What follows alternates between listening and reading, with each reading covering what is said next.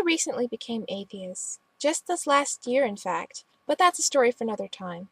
Right now, I want to talk about how the Christian Bible is really quite evil. Getting right in, I'm going to share some of my debate with one Cassandra T, who is of course Christian.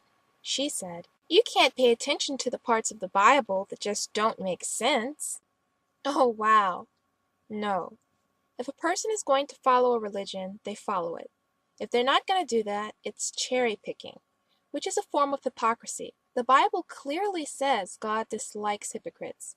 I, for one, definitely dislike hypocrisy. It's one of the reasons, though far from being the main reason, that I could not stay within a religion that had many things which I, and most of the rest of the modern world, do not follow. From not eating bacon, to getting bowl haircuts, to not wearing polyester, to women living in different houses during their monthly cycle. If not following the various laws are a sin, and all sins are equal, that equates to a lot of people in hell over wearing that polyester jacket that one time, and for not asking forgiveness for it. Mosaic law did not get rid of all of the strange rules for Christians, but most still tend to blatantly ignore stuff like that. According to the Bible, God is omniscient, all-knowing, omnipotent, all-powerful. So we can start off by making the devil, whom he blames for all the bad things ever. But again, the Bible says God is omniscient. Thus, he knew exactly what the devil would do when he created him as an angel. So why create him at all? So he can literally rebel against God later? That obviously makes no sense. It's not rebelling if he created him, knowing full well what he was going to do. Cassandra goes on to ask me what I meant by the Bible being full of evil. There's so many different evil things in the Bible, it's hard to just pick a few. But I'm going to try for the sake of this video. Condoned in the Bible are things such as misogyny, bigotry, slavery, polygamy, which had more misogynistic properties than anything healthy in relationships. Incest, murder, mass murder, body mutilation, in the name of worship. And the list goes on and on. If you reread the Bible, you should be able to pick them out for yourself. But if you want a few specifics just from me, I don't mind. Misogyny, found in the New Testament. Matthew 5:32 and 19:9. Men can divorce their wives if they are unfaithful. But of course, women are not allowed to do the same. Timothy 2:9 through 15. A woman should learn quietness and full submission. I do not permit a woman to teach or assume authority over a man. She must be quiet. Corinthians 14:34 through 35. Let your women keep silence in the churches, for it is not permitted for them to speak, but they are commanded to be under obedience, as also saith in the law. Bigotry. Murder gays for being gay, by stoning. Leviticus 20:13. If a man practices homosexuality, having sex with another man as with a woman, both men have committed a detestable act. Both must be put to death, for they are guilty of a capital offense. Slavery. Deuteronomy 15:12. If your fellow Hebrew, a man or a woman, is sold to you and serves you for 6 years, you must set him free on the 7th year. Colossians 4:1. Masters, do that which is right and just with your slaves, knowing that you also have a master in heaven. I mean, what is right and fair, given slaves are literally viewed as property, may also very well include execution if the master felt it was justified to do so. All of these specifically talk about proper slave-owning conduct, which is condoning the act of one human being owning another human being by the good book itself. Polygamy. The reason I mention polygamy is because wives are treated akin to slaves, who are subjected to stoning via husband claims she did wrong. Even if someone cheats, it's not merit for murder. That's evil.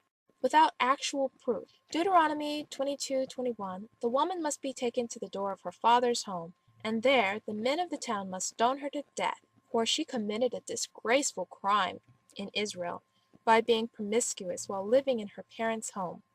In this way you will purge the evil from among you. Which ties back to misogyny and slavery issues, though it's very clearly an unfair arrangement, as Mark 10:12 shows. And if she divorces her husband, then marries another man, she commits adultery.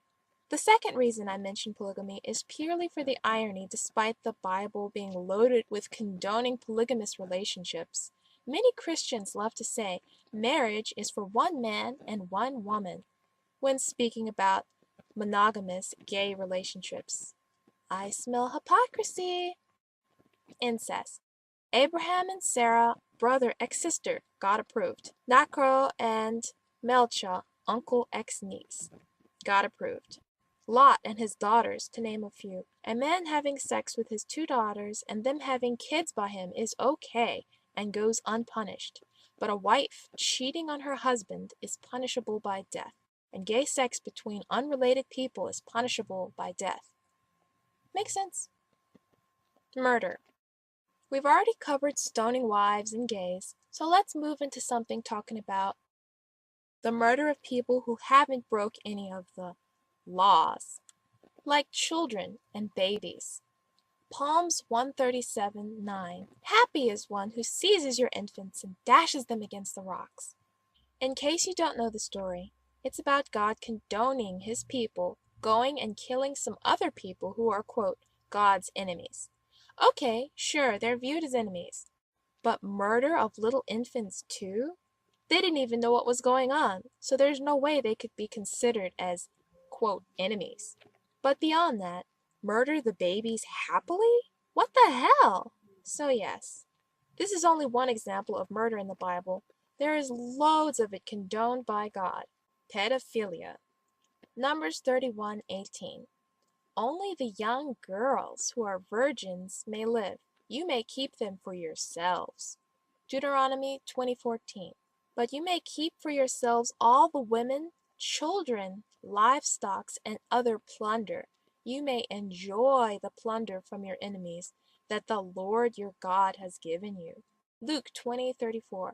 And Jesus answering them said, the children of this world marry and are given into marriage.